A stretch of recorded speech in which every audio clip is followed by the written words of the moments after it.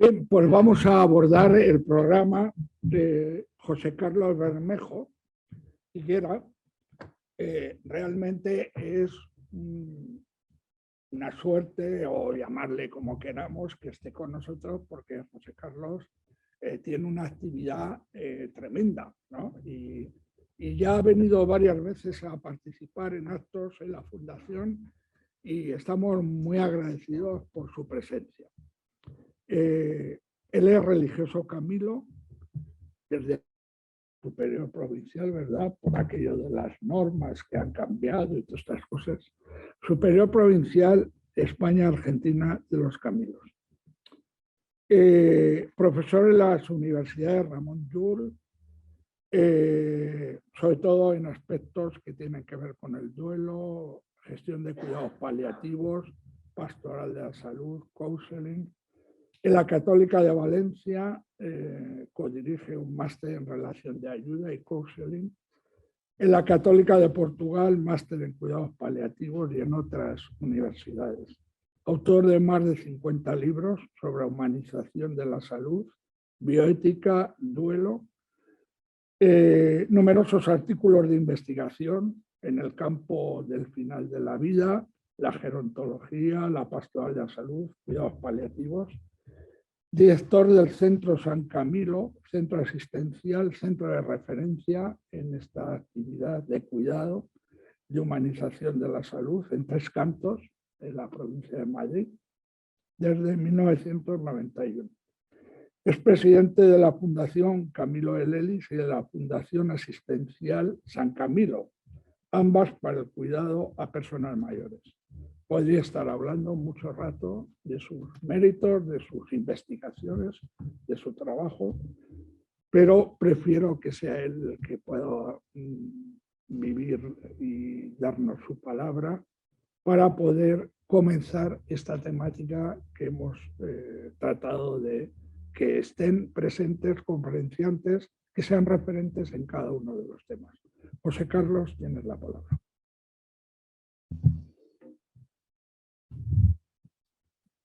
Gracias, Fernando, con la proyección, ¿verdad? Para arrancar. Dice Gandhi, cuida tus pensamientos porque se convertirán en tus palabras. Cuida tus palabras porque se convertirán en tus actos. Cuida tus actos porque se convertirán en tus hábitos. Cuida tus hábitos porque se convertirán en tu destino. Voy a ver si cuido también yo mis palabras, pero mientras cuido las palabras no pierdo la libertad. Muchas gracias por invitarme, Fernando, muchas gracias a este encuentro sobre este tema que parece que nos está ocupando, indicando un cambio de época o qué sé yo. Gracias, Jesús, no solo por el cuento con el que hemos arrancado. No puedo olvidar la llamada que me hiciste cuando yo estaba en la soledad y en la fiebre y en la diarrea y en todo junto que sabemos que caracterizaba cuando nos pillaba el virus en la primavera del 2020. No puedo olvidar tu llamada, porque es de esas cosas que no solo rompían el día, sino que a mí me hicieron sentir, me hicieron mucho bien. Fíjate, una llamadita de Jesús y cuánto es importante para cuidarnos unos a otros de diferentes maneras. Bueno, he preparado esta reflexión, si funciona así. Parece que el cuidado se está convirtiendo en una categoría clave para comprender, explicar, interpretar el cambio de época al que dicen algunos que estamos asistiendo. Y para seguir este rato que voy a hablar y después imagino interactuar, ¿no, Fernando? Pues para seguir he preparado nada menos que 14 puntos. Llego hasta donde me digas o hasta donde, en función del tiempo, porque son puntos que quieren ser, pensé así, digo, voy a hacer como quien sale al balcón del edificio y mira al edificio mismo y descubre que hay diferentes ventanas. Bueno, no voy a entrar en ninguna en profundidad, así que desde el balcón del edificio del cuidado me voy a darme cuenta de las fachadas, de las ventanas probablemente de una sola fachada. Después vendrán otros que dirán que este edificio del cuidado, creo que así será. Ciudades de los cuidados, revolución de los cuidados, cuidar no es menos que curar, en el cuidar nos va la vida, cuidar como artesanos, ética del cuidar, son los puntos que pretendo las ventanas que pretendo identificar. La familia potencial cuidadora fiel, cuidar la relación, cuidar holísticamente, ya se decía antes, cuidar en femenino, dejarse cuidar, que decía también Jesús, cuidarse para cuidar, casi nada, síndrome del cuidador, satisfacción por compasión del que se dedica a cuidar y humanizar el cuidado, hasta donde llegue. Son muchas las ventanas que he visto que tiene este edificio. Los estudiosos de esta palabra en estos últimos años nos recuerdan que esta palabra viene de cogitatus y es una provocación. Yo no sé muy bien filología, pero es una provocación. Tiene que ver con el pensamiento, es definido en la RAE como solicitud y atención para hacer el bien, pero parece que la primera acepción, cogitare, tiene que ver con pensar, así que lo primero que hay que pensar antes, lo primero que hay que cuidar antes de la dimensión conductual operativa, o antes que nada los pensamientos probablemente, o el corazón, que es la sede de la sabiduría en la Sagrada Escritura. Los pensadores griegos utilizaban esta palabra epimeleia para designar esta actitud que originariamente tiene que ver con considerar al otro, con hacer, con conocer, con el amor, con dejar al otro ser y acompañarle mientras crece, mientras cultiva el desarrollo personal y su propia identidad. No es que pase muy bien. Para la Sagrada Escritura creo que es no sé, cuando abordamos un tema pensamos que ese es el tema central, qué sé yo, en este, digo yo, nos va la sabiduría judeocristiana en el tema del cuidar, ¿no? Motivación para crear a más de uno me parece que es que uno se cuide al otro, crecer y cuidaos. Y cuando se plantea el destino último del individuo y la clave ética fundamental desde el punto de vista cristiano, lo digamos de una manera, con la palabra compasión, lo digamos de otra, es lo que nos encontramos en la bendita, preciosa y no se acaba nunca de lo que nos puede regalar parábola del buen samaritano. Y ese otro texto, que lo diré varias veces, creo repitiéndome, porque en el texto del juicio final me parece que hay tantos mensajes que a lo mejor están todavía por descubrir, y alguno podría ser este. El cielo es aquel resultado del cuidarse, donde haya alguien que cuida a otro, está juzgando el final, está dando un valor último al gesto de cuidado. Probablemente el concepto de juicio final en el texto de Mateo 25, 31, 46 esté evocando más dar un valor último a todo gesto de cuidado que a un heterojuicio hecho por un juez diferente a uno mismo, que en la conducta solidaria define su fin y construye su cielo o hace de su alrededor un cielo, un paraíso. Allí donde nos cuidamos da gusto estar, probablemente es lo más lejano a lo ausente que es un infierno, ¿no? Donde nos cuidamos estamos construyendo a nuestro alrededor un verdadero cielo. Si no me funciona, me ayudas desde el fondo. Así que el primer punto, esto era solo una introducción de estos 14. Ayúdame, te haré gestos si me miras, ¿vale? Nos entendemos con los gestos y la mirada. Bueno, pues estamos en el primero. Estamos hablando de ciudades de los cuidados. Y qué bien que hablemos de ciudades de los cuidados. Yo ni siquiera alcanzo a darme cuenta de todo lo que quiere decir, pero me parece que son muchas cosas, muchas implicaciones. Que construyamos no ciegos, como nos decías en tu presentación, no ciegos a las necesidades, no ciegos a la soledad, que está metida en tantos apartamentos tan chiquititos y tantos lugares sin ascensor y tanta soledad no deseada, que vivamos en la ciudad no sin darnos cuenta de que algunas barreras incomodan mucho y los parques para los niños que pensamos para el ocio en realidad terminan siendo parques para mayores que llevan a los niños, que vivamos no ignorando en la ciudad todas las necesidades, sino que hagamos de la ciudad un lugar donde practicar la hospitalidad compasiva, que bien suena. Los hermanos de San Juan de Dios no hacen más que reflexionar sobre la profundidad de esta expresión, ¿no? La hospitalidad compasiva y cuánto nos ayudan para darnos cuenta de que debemos tener sitio todos los ciudadanos y mirar también a los que tienen capacidades diferentes o que son personas con alguna discapacidad del tipo que sea, para que si no ven, también la ciudad haya pensado en ellos, y si no oyen, también la ciudad ha pensado en ellos, y si no caminan con las dos piernas, también la ciudad haya pensado en ellos. Qué bien que de esto se estén haciendo banderas, terminan siendo planes de grupos políticos. Bienvenidos los planes y bienvenidos los que lo lideren y los que lo lleven a la práctica, no solo los que hagan de ello pues un discurso o los que hagamos de ello. Creo que en este discurso nos tenemos que encontrar todos, sea con los signos que sean o sea con la identidad original que sea. Nos hemos dado particularmente cuenta de la importancia de los cuidados, lo decíais antes en la presentación, ¿no? En estos tiempos en los que la amenaza era para todos. Atención, vamos a cuidarnos, quedémonos en casa. Qué peligrosa esa expresión, evocaba una responsabilidad tan grande que yo por otro lado sentía rabia cuando la escuchaba.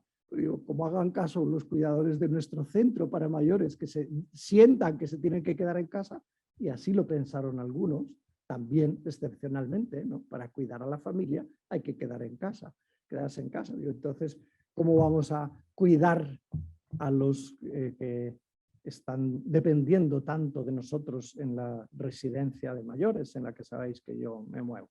Bueno, estamos hablando, y qué bien digo, de revolución de los cuidados, y el Papa Francisco habló también de revolución de la ternura en estos últimos documentos, pero empezó a hablar, yo creo, con esta expresión de misericordia vultus. La ternura es al cuidado lo que la piña al zumo de piña. Hay que hablar de ternura porque no se puede no hablar de ternura. En mi casa, varias veces en nuestro centro he dicho en voz alta, hay que declarar el año de la ternura, a ver si con esto se nos pasan otros vicios de los chismorreos, de darnos cuenta demasiado de nuestros límites. La ternura, sí señor, la ternura, la solidaridad es la ternura de los pueblos. Nada más lejano a la violencia que la ternura. La ternura no es una dimensión para la intimidad, no es una dimensión reservada para el encuentro de la intimidad, donde se supone que la caricia física tiene licitud, si hay un acuerdo de proximidad, ¿no? Amistad o pareja o búsqueda de la fecundidad. La ternura, la revolución de la ternura está llamada, a mi juicio, a desplegarse en todas las profesiones que tienen que ver con las personas. Todas las profesiones que tienen que ver con las personas. Esa delicadeza que se traducirá en la mirada y en el contacto y en la proximidad, que tampoco está reservada a las mujeres como si fuera algo identificado con la identidad de género o con la dimensión femenina, aunque será muy bienvenido lo que salga de la propia identidad de la persona, que sea, siempre que construya una humanidad más entrañable, más solidaria. Qué bien si pudiéramos decir que queremos construir una civilización de la ternura, donde por lo mismo no cabría ningún tipo de abusos, ni malos tratos, ni físicos, ni verbales. Los definió Toronto, los malos tratos, con mucha precisión, como, no solo como acciones, sino también como omisiones, ¿no? Que faltan a las expectativas del otro de recibir relaciones de cuidado, pero con las palabras y con las acciones y con los pensamientos y con el ejercicio del poder y con los toques donde no está permitido, ¿no? Podemos abusar de tantas maneras que denigramos así pues la condición del ser humano cuando no tocamos bien. Yo creo que toca también con ternura cuidar este capital moral de la sociedad que ha emergido un poquito de una manera renovada en tiempos de pandemia, junto con lo contrario también, ¿no? Porque en los peores momentos sale lo mejor y lo peor, y se ponen y nos dará las caras más oscuras. Yo he visto también caras muy luminosas. Os he citado algunas próximas de quedarse en la familia y entonces no asistir al mundo del cuidado, ¿no? Pero por otro lado nuestra casa se llenó de personas, la casa religiosa nuestra se llenó de personas que nos cuidábamos recíprocamente y que estaban allí viviendo para cuidar, para no ir a casa, y así no yendo, no llevar bichos, no viniendo, no teniendo que venir, sino estando allí las 24 horas del día durante semanas, pues no hacer circular a los bichos. Cuánta entrega al mundo del cuidado en esas circunstancias.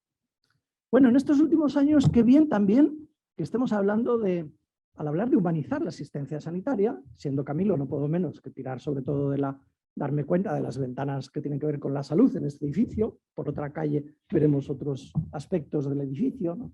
Pues os cuento que a base de hablar de humanizar, planes de humanización a nivel autonómico, a nivel estatal, de la asistencia sanitaria, limitados todos, porque a veces se piensa solo en humanizar unas cosas y no se va siempre a la verdadera raíz, a respetar la dignidad intrínseca de todo ser humano y a la fundamentación de la humanización en la vulnerabilidad del ser humano. Pero qué bien que estemos hablando, al tirar del hilo, al conjugar este verbo, humanizar la asistencia sanitaria, qué bien que estemos hablando de que curar, y qué bien que se lo echen en cara a las enfermeras, a los médicos, porque de alguna manera se sienten más implicadas con el cuidar algunos colectivos profesionales que otros, ¿no? Y al decirlo yo mismo también he utilizado el género, ¿no? Las enfermeras a los médicos, cosa que está cambiando. Qué bien que un grupo profesional esté diciendo, hey, que los que os dedicáis a intentar curar, no hacéis algo más importante que los que mientras tanto, o cuando ya eso no es el primer objetivo, estamos y hasta el final cuidando. Y cuidar no es menos que curar. Se traducirá de diferentes maneras en la sociedad y yo creo que en el futuro, dándole, por ejemplo, semejante relevancia a las carreras profesionales, enfermería, entre otras, en cuanto a tiempo y en cuanto a la posibilidad de llegar al grado de doctorado, ¿no?, que a las otras encargadas de buscar curar y prevenir, ¿no? Qué bien que se estén desarrollando campos, líneas que dentro de la especialidad de curar, lo que se pretende conjugar sea paliar, y también forma parte de la medicina. Queda mucho por recorrer en nuestras coordenadas, aunque hemos hecho una buena parte de camino, desde que en el año 83 se abriera la primera unidad de cuidados paliativos en el Hospital de Santander de Valdecilla hasta hoy, que hay centenares de programas y servicios difundidos por toda la geografía de paliativos.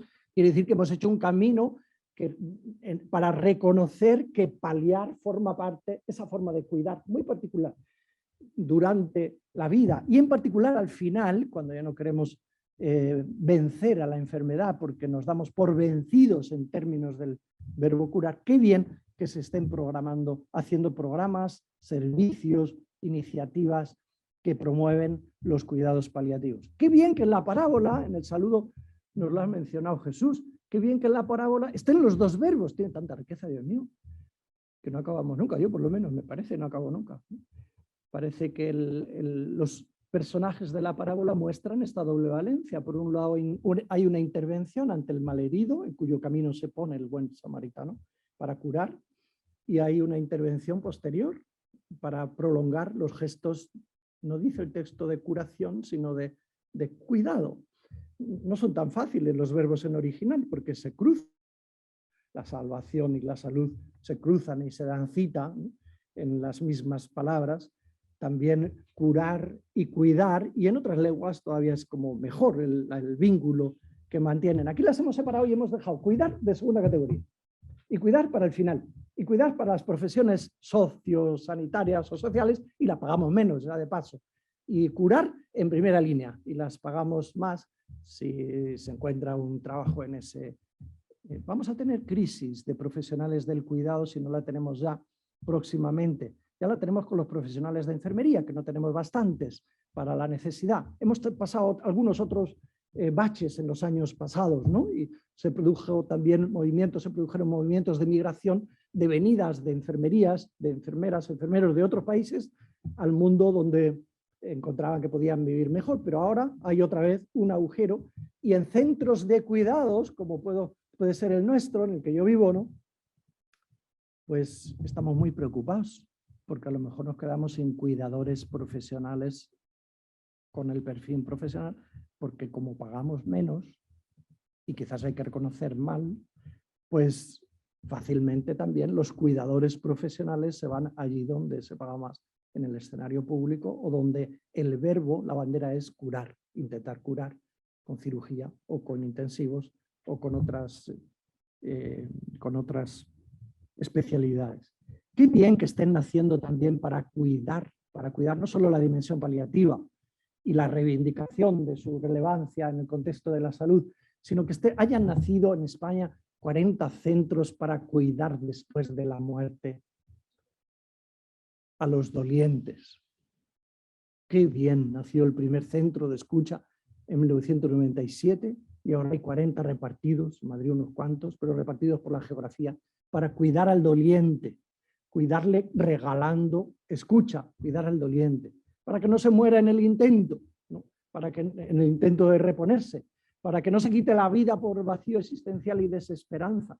Qué bien, qué buena noticia de cuidado que se concreta no tanto en los gestos de las manos, sino en esas dos sagradas patenas que tenemos para recoger pues, el cuerpo roto del Señor, que está roto en su interior por la ruptura de los vínculos significativos de las personas a las que amaba. Qué bien, estos son muy bienvenidos. Me siento orgulloso de estar acompañando este proceso y creo que tiene mucho recorrido de promoción del cuidado de las personas que sufren después de la muerte de sus seres queridos. Son más vulnerables a lo complicado, ¿no? O a dolor patológico, porque son muertes súbitas o duelos de riesgo, que son los que se han producido en el momento más crítico del COVID, porque no había ni acompañamiento, ni pietas en la expresión del dolor y de los ritos que humanizan, ¿no? Y las casas se convirtieron en tanatorios, en lugar de cuidarnos en los sanatorios, con los abrazos, con las palabras, con las oraciones, con los ritos que humanizan, nos tuvimos que quedar en casita y eso supuso también duelos de riesgo que están pendientes de ser mirados en parte. Por eso, una curiosidad, tenemos lista de espera en el centro de escucha de meses. Eso me gusta menos, que no tengamos tanto potencial mientras se está escuchando en todas nuestras salas del centro de escucha, es por la mañana y por la tarde, y online, aún así, hay lista de espera, hay más necesidad de cuidar los corazones rotos en duelo de las que estamos intentando responder. Bueno, como salió en el vídeo también, yo creo que podemos decir que en el cuidar nos va la vida. Si de algo tenemos experiencia todos, de todo no, de ser cuidados sí. El ser humano es el bicho viviente que más ha tenido que ser cuidado para ponerse de pie, para ser un poquito de lo que parecía que estaba llamado a ser. A lo mejor se nos olvida un poco, ¿verdad? Esta radical dependencia del origen, cuando luego nos viene la soberbia del sano, a la que se referirá este médico catalán. Me vendrá su nombre, el que tiene una fundación, vendrá después, ¿no? Habla de la soberbia del sano, que nos viene cuando nos ponemos en la vertical, sobre todo con la bata. Todos tenemos experiencia de haber sido cuidados. Quizás lo hemos redescubierto en episodios de enfermedad, quizás lo hemos redescubierto. Quizás nos hemos dado más cuenta de esa radical interdependencia que nos define a todos. Bueno, en el cuidado nos va la vida. Yo digo, y también el sentido de la vida y también la vida eterna. Ahí es donde nos jugamos la posibilidad de que nuestro mundo sea más parecido a un paraíso o a un infierno. Dice Giacomo Rizzolatti, que es un investigador de la Universidad de Parma, en el norte de Italia, que en el año 90 descubrió las neuronas espejo, que a mi juicio, dice él, y en el mundo de la neurociencia se dice mucho, ¿no? Que va a dar mucho juego el hallazgo de las neuronas espejo, el descubrimiento de estas neuronas, es decir, esas que se activan cuando vemos el sufrimiento del prójimo. Se activan en nosotros un tipo de neuronas que nos llevan, si realmente dejamos desplegarse la dinámica compasiva, a no poder dejar de hacer algo para salir al paso del sufrimiento del prójimo. Y él dice, Giacomo Rizzolatti, que somos más homo empathicus que homo lupus. ¿Y cuánto puede dar de sí en el futuro la profundización en la investigación de este hallazgo, las neuronas espejo, para preguntarnos qué pasa cuando no hay compasión, qué pasa cuando hay apatía? los que hemos estudiado teología, a lo mejor nos acordamos de que algunos profesores citaban este estudio que se hacía los americanos, que lo estudian todo, les pusieron a unos cuantos seminaristas a hacer un experimento, que era, tenían que ir a un lugar a hablar de la parábola del buen samaritano y por el camino le ponían controladamente a un malcapitato, me viene en italiano, a un malherido, ¿no? Y la observación era a ver cómo es la conducta mientras vas a hablar, nos puede suceder a cualquiera de nosotros hoy, ¿no? A ver cuál es la conducta mientras vas a hablar sobre la compasión ante el necesitado del camino. Y bueno, la idea es que no solo nos paramos en función de la voluntad, proclamación de que la compasión es la clave, sino que nos paramos también en función de otras variables, entre las cuales las neuronas que se activan de una manera u otra, ¿no? O se activan más o menos, o quedan o bloqueadas, en parte, por ejemplo, por la prisa, por el sentido de la prioridad de otros deberes, ¿no? Que hacen que pasemos también de largo, no sé, sin querer o queriendo o priorizando en nuestras respuestas compasivas ante el prójimo. Bueno, hoy yo creo que estamos desafiados también mucho a cuidar siendo artesanos. Esto lo digo con cariño también porque es algo para mí muy específico de Camilo de Lelis. Camilo de Lelis en el siglo XV, el siglo XVI, 1550 nace, y pronto, como tenía una herida en una pierna y es objeto necesitaba ser cuidado en el Hospital de Santiago de los Incurables de Roma, y después del Espíritu Santo, pronto descubrió que en el cuidado no solo había un mundo que tenía que ver con el deber. Hay que cuidar, es un deber cristiano, es un deber ético, ¿no? Sino también el cuidado podía ser expresión de la búsqueda del placer, de lo bello, la belleza del cuidar, y para él les respondía a sus compañeros que a veces venían contentos porque se habían ido a una iglesia de Roma y habían escuchado no sé qué cantos bonitos de las vísperas. Me gusta más la melodía de los ayes del pasillo de la sala del hospital, que no paran de gritar: padre, me haga la cama, padre, límpieme el trasero, padre. Esta belleza en el cuidar, en la que hay otro tipo de sinfonía, a lo mejor solo algunos locos pueden experimentarla, ¿no? Cuando se cambia la mirada hasta el punto de encontrar en las llamadas de necesidad del prójimo no solo un reclamo ético, sino también un reclamo en el que se puede desplegar la dimensión estética.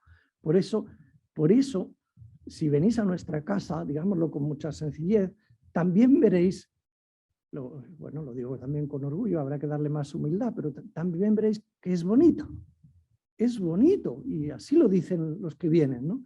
Y un lugar para vivir el morir, que podría parecer que tiene que ser el último pasillo del último hospital, donde ya solo queda pues la fatalidad de la proximidad del fin, es un lugar bello, que da gusto recorrer, al que da gusto venir. Ojalá me hubieran mandado antes. Dicen, el deber de cuidar y la belleza del cuidar, y la belleza y la artesanía en la relación está más reclamada, yo la siento más reclamada ahora, cuando se está cada vez más robotizando la respuesta a la necesidad de cuidar, y cuando no sabemos hasta dónde va a dar el metaverso y todo su mundo, que no es una broma, y la ritualización, la estandarización de las respuestas para satisfacer las necesidades primarias, ¿no? Lo que necesitamos físicamente, hasta ahora nos ayudaban nuestra familia o nuestros amigos o los profesionales del cuidado, mal pagados. Mañana no lo sé si va a ser este robot o aquel metaverso del cuidador, o mi propio metaverso que todavía no haya enfermado en el mundo digital y sea mi propio cuidador en su versión, no sé cómo se llamará. Cuidar esto lo tenemos pendiente porque no sabemos el alcance de estas versiones próximas de la digitalización de la vida, que no es solo tener más pantallas para conectarnos, sino que está entrando también en el mundo de los cuidados, no solo en la forma de ese robot que nos pone las pantallas, sino no sabemos hasta dónde. El robot que te ayudará a levantarte o a cambiarte el pañal o a darte de comer, ¿no? en un momento en el que, por otro lado, sentimos más intensamente las ganas de distraernos mientras realizamos los gestos de cuidado próximo y físico, ¿no? Y cada vez será más frecuente encontrar a un cuidador que mientras da de comer con la cuchara está whatsappeando con la pantalla, con el celular, o haciendo 3 cosas a la vez, porque esa múltiple capacidad de atender nos permitirá también esto. Por eso, rescatar o sostener o cuidar la dimensión artesanal del cuidado físico en la vulnerabilidad, en la fragilidad y en los años futuros, me parece que lo tenemos que mirar también como un desafío. Otra ventana que yo veo saliendo al balcón del edificio es la ética del cuidar. Pues qué bien, es muy bienvenida. Yo hice el máster en bioética teniendo como profesor a José Ramón Amor y quizás también al revés. Y la ética del cuidar hace unos años la veíamos, y quizás también hoy, como la última había que presentar la ética de los principios, ¿no? Y aprenderse bien a Bichan y Childress y cómo, ¿no? Y a manejarlos como infantilmente, voy a decir lo que ahora pienso después de tantos años, lo que me parece que nos estaba pasando, ¿no? Hablar de bioética, ¿no? Le dimos un poco de boom, apoyados por aquella exhortación, no quiero caricaturizar, quiero decir más bien lo que siento. Hubo un pequeño boom en España, ¿no? Siguiendo propuestas más que interesantes y planteamientos más que interesantes para pensar qué es bueno, qué es malo, qué es justo, qué es injusto, en medio de la conflictividad ética muy compleja del mundo de la salud y de los cuidados en contexto sanitario y sociosanitario, mucho menos en contextos de intervención social. Parece que nos estamos despertando un poco más en esos reductos de pensamiento, de reflexión, de encuentro y de hacer, ¿no? Y estamos volviendo a subrayar o rescatando la importancia de la ética del cuidar, que no debe ser la última, sino que también necesita fundamentación teórica, también necesita la ética del cuidar, y a ello en parte estás contribuyendo, ¿no, José Ramón? La ética del cuidar también necesita de nuevo ser fundamentada. Qué bien que volvamos a subrayar la importancia de las virtudes. Que lo hagan los filósofos, que lo hagan los profesionales de enfermería, que lo haga quien quiera, hagámoslo. Qué bien. Estamos hablando otra vez de diligencia, de compasión, de empatía, no solo en el contexto psicológico, sino en el genuino contexto ético. Parecería que hablar de empatía era cuestión de la psicología, ¿no?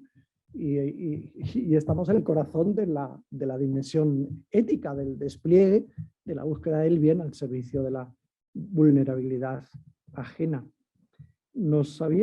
A mí me ha pasado esto, que en mi contexto, en el que vivo ahí, el Centro San Camilo, el Centro de Humanización de la Salud, algún compañero o compañera le he escuchado decir, bueno, como sabemos, lo más importante de la ética es el principio de autonomía. Digo, cáspita, esto es lo que hemos construido con estas palabras, a lo mejor no las hemos cuidado bien, cuidar las palabras.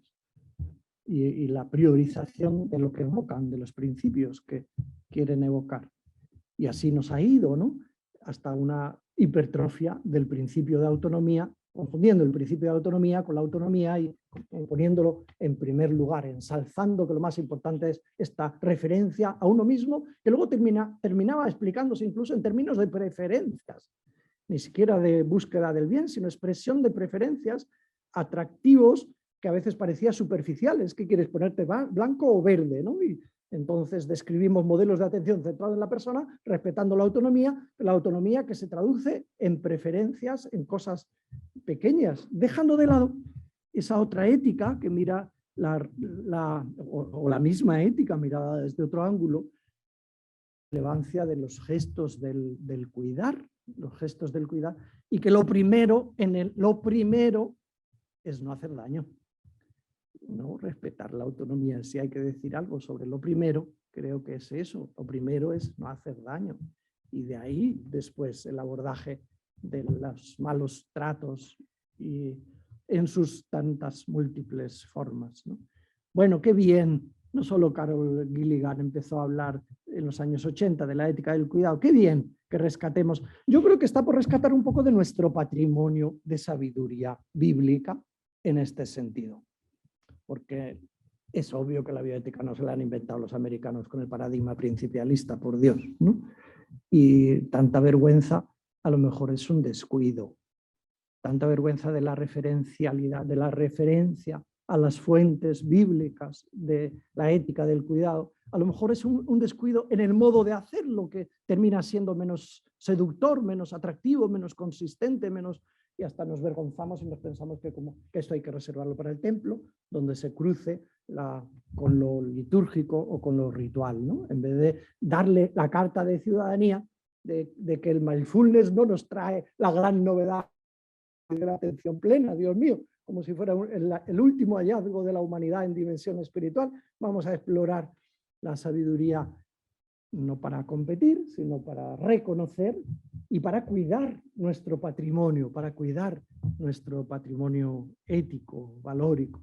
Bueno, punto 7, que ya iré más deprisa. Yo creo que también, me lo dijo un compañero, Luciano Sandrín, que ha escrito tanto sobre teología pastoral, también ha publicado en español y le he prologado sus libros en nuestra lengua, ¿no? Me dijo, mira, que tenemos que estar atentos porque siempre que se habla de la familia se tiende a pensar que es esa unidad que lo que evoca es la fidelidad, y en cristiano lo primero que nos asocia a lo mejor es esa promesa hecha ante Dios, ante la comunidad de fidelidad, y pensamos que es de exclusividad a la relación íntima y de pareja, y la promesa en realidad es también una promesa de cuidado. Prometo serte fiel en la enfermedad. Y a la práctica nos remitimos, no solo en la salud. ¿Cuántas parejas habría que elogiar? ¿Cuántas habría que elogiar? ¿Y cuánta bondad habría que evocar en la familia cuidadora recíprocamente el uno del otro cuando ya ha llegado el Alzheimer, cuando ha llegado el hijo con discapacidad? Y años habría que decir monumento a la familia, que no solo la evocamos como buscando su naturaleza, como la queremos promover en cristiano, y su fidelidad como la pensamos en términos de exclusividad de pareja y de fecundidad, sino como cuidadora entre ellos mismos y como cuidadoras de los mayores. La mayor parte de los mayores son cuidados por los hijos, por la familia de uno y de otro, que cuidan al padre y a la suegra, y en tanta fragilidad. En fin, yo ahí percibo una bondad y un camino por recorrer si unimos el cuidado a la familia y vemos esta clave de bondad que a lo mejor la tenemos que seguir cuidando con nuestro pensar y cuidando con nuestras palabras. Qué bien que estamos hablando también últimamente de cuidar las relaciones, y los tiempos significativos. Tan amenazadas hoy, creo que vas a hablar tú de esto, ¿no?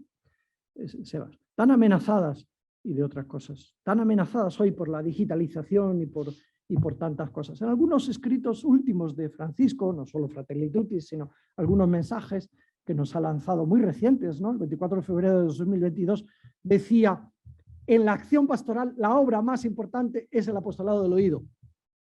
¿Qué te parece? Relación, pero con las orejas. Cuidar la relación, cuidar la escucha, y aquí no es que dice que sea importante, dice que la obra más importante es el apostolado del oído. Lo que podría dar de sí en la vida de la Iglesia, en la sociedad. Sentarse un ratito delante de esta expresión. En el mundo de la pastoral de la salud yo estoy viendo que hay ciertos retrocesos. Así los llamaré porque así los considero. Parecería que hace unas décadas habíamos puesto en valor mucho, con mucha pasión, en los agentes de pastoral, en los capellanes, en los diferentes agentes, no solo uno, de pastoral de la salud, el valor del encuentro, de la presencia, cuidar la relación con los más solos, cuando están hospitalizados, con los que están al final, la relación con los profesionales más cansados.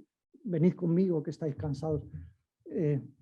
Hoy yo percibo que hay un cierto retroceso, una cierta acomodación, una cierta reducción del concepto de acompañamiento a esa dimensión tan preciosa y que también hay que cuidar, que es la ritual y la sacramental, ¿no?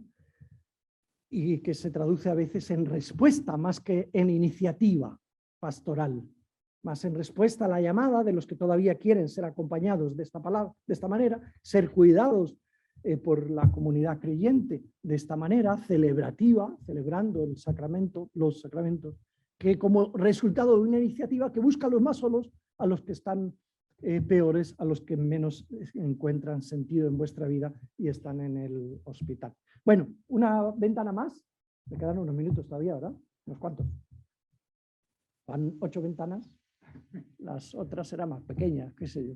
En la fachada de una ventana más es esta clave que estamos utilizando tanto, ¿no? A mí también hasta me da miedo, porque como la decimos todo el mundo, centrarse en la persona es la clave. Bueno, también cuando me han vendido el último coche que compramos en la comunidad, estaban centrados en la persona y lo traducían en una respuesta comercial personalizada, que era, claro, blanco, verde, gris, con un cristal, otro, una puerta, 4, en fin, de un combustible del otro, personalizado. Será un barniz para ponérselo a todo tipo de productos y ahora también servicios. Un barniz. ¿Qué va a decir esto de la persona?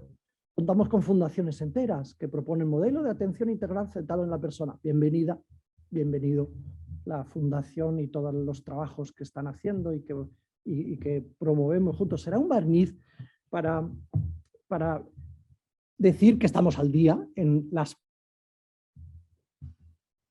A mí me parece que está pendiente en parte una profundización antropológica de lo que significa centrarse en la persona en las relaciones de cuidados. Que no nos lleve solo a ensalzar la autonomía del otro, como el otro extremo del paternalismo del que a lo mejor venimos, en relaciones de intervención, de acompañamiento, de acción social, o de modelos de acompañamiento, Cáritas y otros programas, o salud, ¿no? Que no nos lleve al otro extremo del paternalismo, ahora a presumir de que estamos al día y nos hemos ido al otro extremo y centrados en la persona hay que promover el respeto de la autonomía. ¿Qué querrá decir centrarse en la persona? Muy humildemente, con un dibujillo, me despacho para decir, me parece que nos conviene superar los dualismos que nos ayudan menos hoy, ¿no? En lo físico y en lo moral, en lo corporal y en lo espiritual. Toda forma de dualismo a lo mejor está menos alineada con la antropología bíblica y a mí me parece que nos sirve menos para explorar las implicaciones de esta clave de cuidado holístico, ¿no? Cuidado holístico. A mí me ayuda Manu desde Santander con las ilustraciones y entonces le digo, píntame solo el cuerpo, que es la cascarilla, y coloréame la cabeza, que es la dimensión cognitiva, donde tanto del sufrimiento humano anida, del modo como elaboramos cognitivamente lo que nos pasa. Y las dinámicas de exclusión social e imaginación se debe a las dinámicas de erosión de la autopercepción y de la autoestima de los individuos y de los grupos al dar significado a lo que nos pasa, ¿no? Lo digo muy deprisa, pero pienso en concreto en personas, ¿por qué esta persona está en la calle y no está con su familia? ¿Por cómo le ha dado a la cebolla después de lo que le pasó con su pareja o con el jefe o con el trabajo, ¿no? Y cuidar esto es considerar también otras dimensiones. Hoy estamos diciendo mucho cuidar lo intangible y hay alguna otra fundación que es cuidar lo emocional, cuidar el salario emocional. Pues qué bien, que se ponga como si fuera, a veces parece que es una religión, lo emocional con sus dogmas, ¿no? Y algunos de sus expertos, nuevos sacerdotes o nuevos, digamos, presbíteros, quizás olvidando o dejando de lado otras dimensiones. Estoy desarrollando muy brevemente lo que a mí me parece que podría ser centrarse en la persona, considerar lo físico, lo cognitivo, lo emocional, lo conductual, las conductas, tanto nos jugamos en la dimensión relacional, en la dimensión social, pero también lo valórico, lo pinto así, con el corazón palpitando dentro del corazón. Hay una instancia, no sé, los filósofos saben más, Luis lo escarbará en otro momento, entre lo emocional y algunos filósofos se gastaron media vida en vincular las emociones y hasta donde sean morales o no, las emociones y los valores, qué sé yo. Pero lo que quiero decir es que centrarse en la persona deberá comportar también, evocar la dimensión valórica, no solo la dimensión emocional. Lo interno y lo externo, lo físico y lo emocional. Bueno, y lo valórico que nos pone en relación y con lo que honramos nuestra dignidad y con lo que desplegamos nuestra identidad distinta al resto de los bichos, que algunos también muestran emociones o algo parecido, ¿no? Y esta otra dimensión que estoy intentando pintar como trascendente en cuanto que nos supera, nos vincula y también de vuelta nos vuelve a hacer solidarios y comunitarios, ¿no? Bueno, ¿qué querrá decir esto de cuidar holísticamente? Algunos autores también hablan, por ejemplo, introducción al pensamiento complejo, ¿no? De que cuidar holísticamente no será solo mirar al otro en la integralidad de su multidimensionalidad, sino también reconocerme a mí en la complejidad y en mi multidimensionalidad. No es que yo sea un agente cuidador de la persona porque le miro considerando todas sus dimensiones, sino que yo soy un pobre diablillo personal que se encuentra con otro. Y en el encuentro, ambos multidimensionales, estaría el verdadero significado del concepto de holismo, a lo mejor de segunda generación, o como haya que llamarlo, qué sé yo. A mí me parece que nos vendría muy bien rescatar algunas claves de lo que se tenga que llamar feminismo o se tenga que llamar qué sé yo cómo, pero descartar por las buenas todas las aportaciones que nos vienen presentadas identitariamente desde la mirada femenina, creo que sería un atropello como el contrario. A mí me llegan tantas riquezas de cómo miran algunas mujeres el sufrimiento en femenino. La cuidadora es mujer. La encorvada de Lucas 13 no mira al frente ni hacia arriba porque no le dejamos mirar. Y la gran curación es ayudarla a que se ponga derecha y pueda mirar también con la dignidad propia de la verticalidad, como miran ellos en el contexto en el que se escribe este precioso texto de intervención admirable de Jesús, milagrosa y admirable, miraculum, que pone derecha a la mujer encorvada. Bueno, esta ternura particular, no exclusiva de lo femenino, esa dimensión femenina que nos puede venir de nuestra diversidad y de nuestra complementariedad, ese modo de mirar el sufrimiento humano con ojos de mujer, de quien también ha parido y ha dado vida de una manera diferente al varón, creo que nos puede enriquecer mucho a la humanidad y a la Iglesia.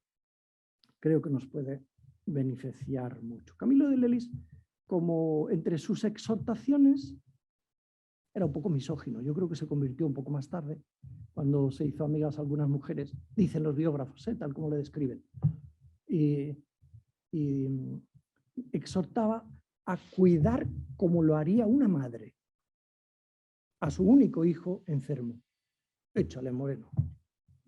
Como lo haría una madre que ha parido a ese hijo único enfermo.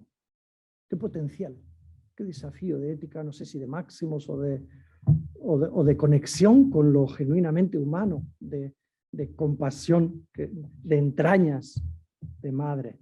Bueno, esto es lo que yo tengo. Bueno, ya Jesús nos ha presentado en el saludo inicial, ¿no?, esta clave bueno, la de cuidarse para cuidar y la de dejarse cuidar. Dejarse cuidar es otra ventana que yo veo en el edificio y que hoy se está también reclamando, ¿no? Lavarme tú los pies a mí, yo me voy a dejar cuidar. Hombre, por Dios. Cuidar sí, pero yo al prójimo, ¿no? Dejarse cuidar es otro desafío que yo percibo en tantos sentidos. También institucionalmente. Fijaos lo que nos está pasando a las instituciones religiosas, que lo sabéis como yo mejor.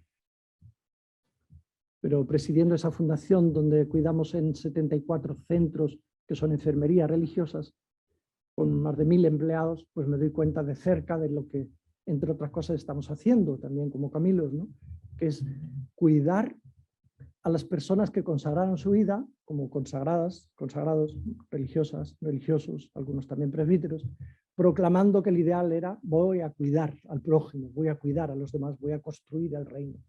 Y ahora llega que toda la comunidad provincial, local, manifestada en diferentes puntos, tenemos que sacar blanco, cuidarnos. Y nos cuesta un montón, como es normal, por otra parte, ¿no?, porque vivimos todo lo propio de la condición humana.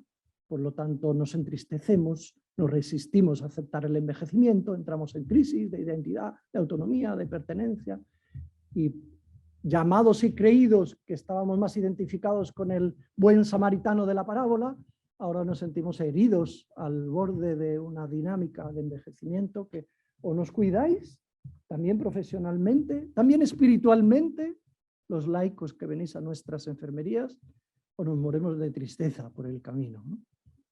Y es un gran desafío que yo veo también para darnos cuenta de que no solo como comunidades, como personas, como instituciones de vida consagrada, necesitamos dejarnos cuidar, sino que a lo mejor también esto es para darnos cuenta de que como institución, como iglesia, también nos toca dejarnos cuidar en lugar de defendernos solo cuando nos señalan en nuestros errores, en lo que tengamos de efectivamente señalable o objeto de confrontación. Dejarnos ungir, aunque me parezca que tiro de muchos hilos, pero también, y los dejo ahí sueltos, pero qué bonito sería celebrar con gozo y abundantemente lo que significa la ternura del sacramento de la unción, y que los que primero damos ejemplo somos los viejecitos de nuestras comunidades, los enfermos de nuestras comunidades, que llamamos a la gente que quiero que me unjáis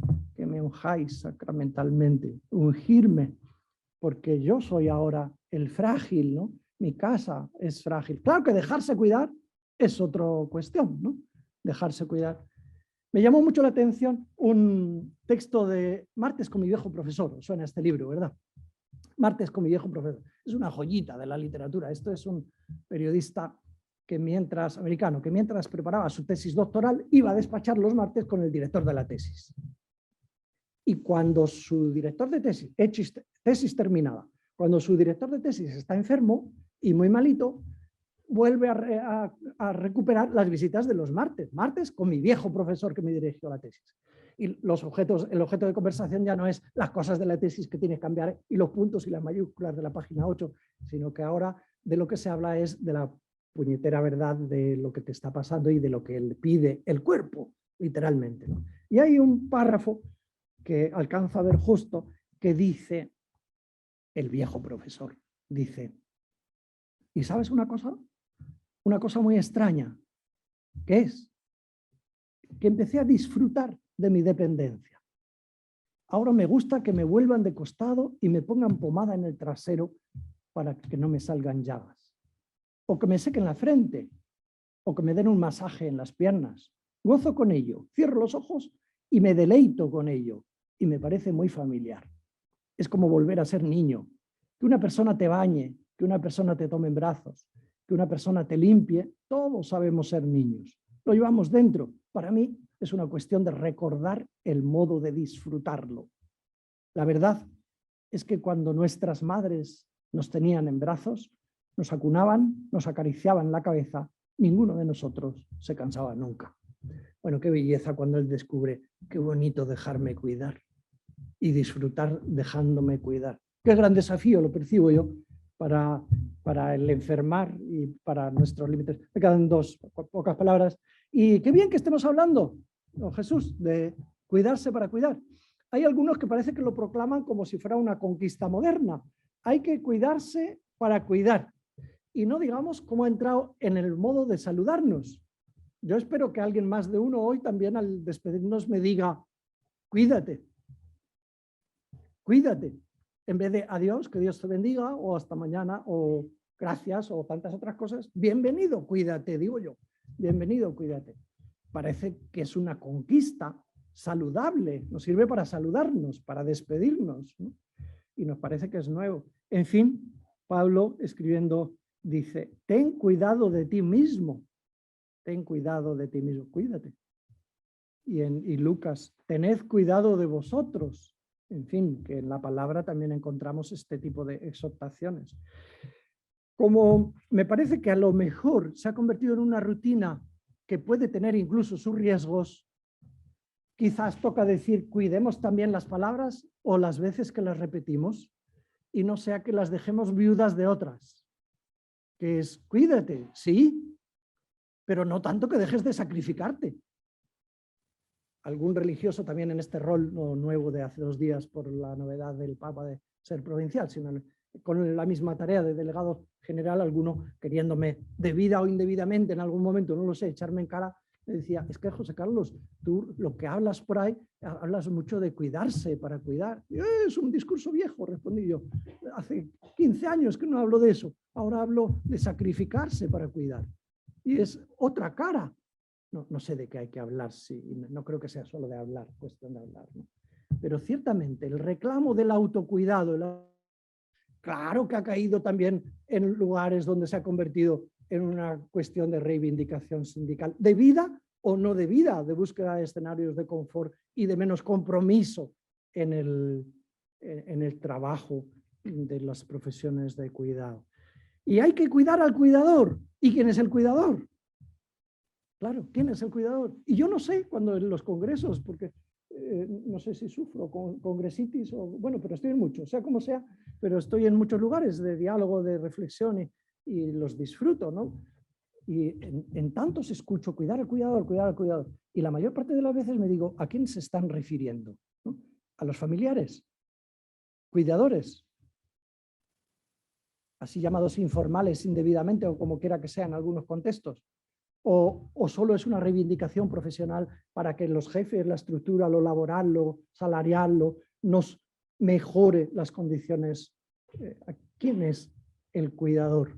Bueno, cuidar al cuidador no puede ser el resultado de la moda del síndrome del cuidador, ¿no? de burnout, sino que tendrá que ser una clave ética de referencia que se combine también con el seguir sacrificándose. Cuídate y sacrifícate. Mi abuela no habría dudado en ponerlas en orden de otra manera. No empezando por cuídate, sino en orden de otra manera. Ya sabemos que desde 1974, otra ventana del edificio, porque siempre la palabra cuidar, ¿no? Ya sabemos que nos dio por hablar del síndrome del cuidador. Síndrome del cuidador. Freudenberger.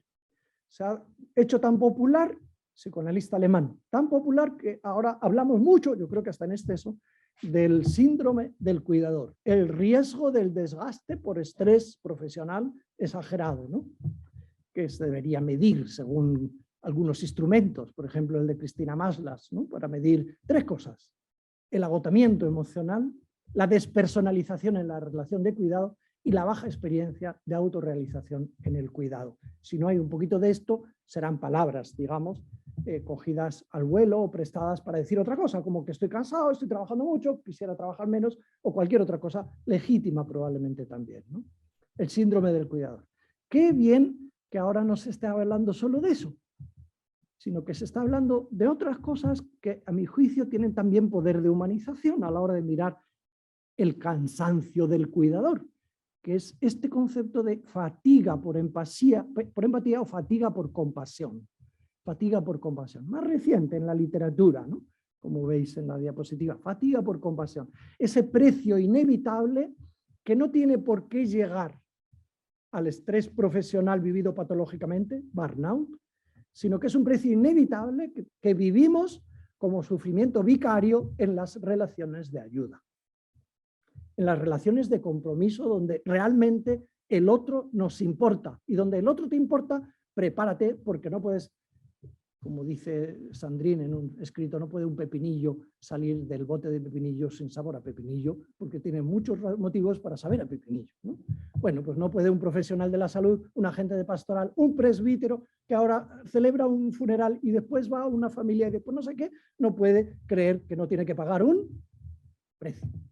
El precio de la empatía, el precio de la compasión. Quizás por eso alguien dijo, conviene que yo me vaya para dar paso a un tercero. No lo sé, conviene que yo me vaya. Y yo también me voy a ir dentro de un momento. Y la satisfacción por compasión o el precio de las relaciones comprometidas de cuidado no es lo mismo que el burnout, sino que es compatible y se da simultáneamente a esa otra satisfacción por compasión que viven tantas personas. ¿Estás cansado? Sí. ¿Te sientes a gusto? Sí. No hacen más que cuidar enfermos de Alzheimer y terminan todos muriendo. Me va la felicidad en el despliegue de mi profesión y la sonrisa y el beso que me dan cuando me cogen la mano y me la llenan de babas. En eso yo recibo una satisfacción que tú ni te la hueles nos dicen algunas personas, ¿no?, que están directamente en primera línea de cuidados. Hay una satisfacción que no se paga con dinero, que no sabemos muy bien describir, que nos la describen un poquito los enfermos de cuidados paliativos, que nos llenan de cartas de agradecimiento. El colectivo que más agradece son las familias de sus seres queridos que han muerto. Han muerto cuidados bien, y en otros sitios donde sus seres queridos han recuperado la salud y se han curado, no hay tantas cartitas de agradecimiento. En donde su ser querido se ha muerto, estamos llenos de cartas, y hasta hay estudios científicos sobre cómo se genera este sano agradecimiento por parte de las familias. Y por último y penúltimo, si cuidar humaniza, construye un mundo más humano, también creo que toca humanizar todo gesto de cuidado, no sea que a base de hablar de cuidado, uno nos vamos a identificar solo con el rol del cuidador y los demás que necesitan ser cuidados. Qué bienvenida es esa metáfora del sanador herido, ¿no? Es el último libro que yo escribí. Qué bienvenida es. Podemos ayudar a los heridos, a los demás. Ese arquetipo junguiano y paradigma de la mitología griega, el mito de Quirón, ¿no? Qué bien nos viene reconocernos cuidadores, tocados, heridos de raíz, de naturaleza, en origen. Pero también no solo en origen, sino que en historia. Yo también fui víctima de no sé qué, y de no sé qué, y de no sé qué. No soy el cuidador de las víctimas, sino que soy el sanador herido del herido que se puede ayudar a sí mismo, del herido que tiene su mejor médico dentro de sí mismo. Espero que no sean palabras vendidas baratijas, que tenía miedo también San Agustín de ser un vendedor de palabras, ¿no?, sino que sean una identificación de una característica real, es que somos todos sanadores heridos. ¿Qué potencialidad esconde esta metáfora que dio lugar al libro de Henry Nouwen, El sanador herido, pero que, en fin, nosotros podríamos rescatar la sabiduría contenida en el Antiguo Testamento, la figura del siervo de Yahvé, ¿no?, y también en la mitología griega, ¿no? Sus heridas nos han curado, el poder curador de las heridas, hasta el punto de llegar a extremos también de llegar, ahí el daño puede ser feliz, porque sí desencadena dinámicas de amor, de solidaridad, redentivas para otros. Dios mío, cuánto da de sí el cuidado. Muchas gracias por cuidar la escucha hasta donde hayas podido en este rato.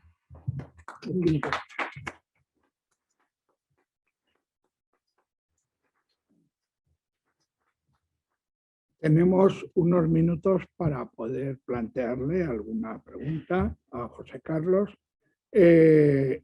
Sandra Vares, que es la directora de comunicación de la Fundación, está en contacto con todos aquellos que trabajan de modo online este curso y también en las redes, me imagino. Pues bien, Sandra, si quieres explicar un poco el modo de participar. ¿Se oye? Sí, el modo de participar, algunos de las personas que están conectados ya les he dado alguna indicación, es mandando una pregunta a través del chat o bien interviniendo directamente, abren micro y bueno, pues la persona que Javier les habilita para que puedan hablar. Tenemos 5 minutos, 10 minutos para formular algunas preguntas. También los que están en la sala simplemente levantan la mano y les vamos pasando el micrófono. Sí que les pedimos, por favor, que las cuestiones sean breves. Eso es. Por allí, amigo. Fernando. Fernando, sí.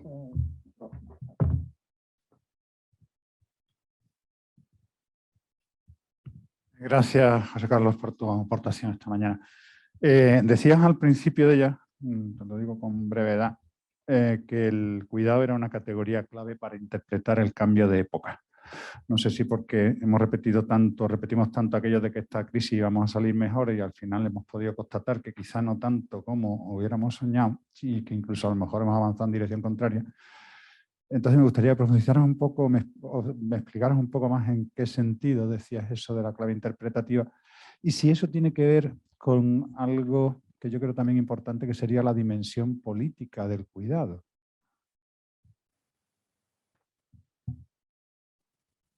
Gracias, Fernando. Creo que ese foco lo podrá dar mejor Sebas, sin ninguna duda, y a lo mejor es el que dé también Luis que tienen esa capacidad de mirar la fachada del edificio desde otro foco, ¿no? Bueno, no hay nada no político en lo que yo haya podido decir, ¿no? A no ser que pensemos la política solo como juego de ideologías o de gobierno en el momento. Es nuestro ser ciudadano, cuidadano, querrán decir algunos ahora, ¿no? Ciudadano que se responsabiliza del destino no solo propio, sino del prójimo que nos rodea, que está en nuestra propia urbe, que es solo un modo de decir, ¿no? Es decir, con el que vivimos y el que vendrá después, las generaciones futuras. Yo no soy sociólogo ni analista, pero creo que la intensidad de los cambios son de tal envergadura que según los que manejáis, pues hablamos de época diferente. Pero se viene diciendo desde hace muchos años también, ¿no? Un cambio de época, no solo son características de novedad. El salto que nos va a dar, a mi juicio, que nos va a obligar a dar el desarrollo digital, está todavía por descubrir en esto, en lo que tiene de ser ciudadano, de estar en el mundo, de gobernarse. Ya no sé si vamos a gobernar, si realmente gobernamos como estamos acostumbrados, por el poder de la palabra en el ágora de los senadores, o realmente donde se gobierna es donde se gestiona la información, el poder, la tecnología, lo que se investiga o no se investiga. El mundo de los cuidados creo que va a tener una relevancia cada vez mayor porque la digitalización nos va a quitar nuestra encarnación ni aunque lo intente. Ni aunque lo intente, ¿no? Se está hablando ya de esta desencarnación del momento actual en el que la presencia física es mucho más relativa. En vez de haber venido yo, podría haber venido mi metaverso, que todavía no, pero sí en la pantalla, y es solo un aperitivo y una introducción a lo que será el holograma o lo que será la generación futura, pero muy cercana, ¿no? Sin embargo, necesitaré necesitando beber y comer, ir al baño, y mis células, vamos a ver hasta dónde la investigación, pero seguirán enfermando y reproduciéndose desorganizadamente con las dinámicas del tumor y las de los demás también. Bueno, este radical cambio que nos va a llegar, me parece que tendremos que mirar a la polis también como cuidadanía, que o nos cuidamos o estaremos en celdas, o nos cuidamos recíprocamente o estaremos realmente en terminales que gestionan nuestras presencias, que lo serán a la vez ausencias, ¿no? Porque serán presencias en el baile, en la reunión, en el congreso, mientras yo estoy en la habitación, o no sé dónde, el nuevo lugar de presencia, no sé cuál será en este futuro desarrollo. Bueno, también hay una deslocalización tan importante que la dimensión política no sé si será lo que ahora pensamos, que la pensamos localizada en mi pueblo, en mi ciudad, en mi región, en mi país. A mí ya me pasa que algunos con los que vivo no sé muy bien cuánto del día están aquí o cuánto del día están allí. Y allí es Vietnam, Perú, estáis algunos de mis compañeros en la sala. No sé, porque una parte están encarnados aquí y digamos políticamente lo chiquitito, me creo que lo gobierno yo así internamente, religiosamente, y en realidad a lo mejor el 80% de su tiempo, de sus pasiones, de su ministerio, de sus relaciones significativas, están aquí dentro, ¿no? Que ocupan tiempo, energía, ministerialidad, servicios, interacción, no sé de qué calidad, y Francisco ya nos ha reclamado también esto, por lo cual el concepto gobierno también creo que deberá ser revisado en este próximo futuro. Bueno, sé que no te he respondido y que viene después, el que viene después es el importante. Yo le ¿Alguna palabra? desataré la sandalia. ¿Hay alguien del metaverso? el metaverso no está activo en este momento. Bien, pues entonces agradecemos a José Carlos este rato placentero de escucharle y tenemos la posibilidad de salir, hay cafetería en el patio, digo, tomar un café, también de vending, aquí hay algunas máquinas, y que podamos conversar y estar un ratito hasta las 12:30, donde volveremos de nuevo al aula para la conferencia de Sebastián. Muchas gracias. Gracias, Fernando.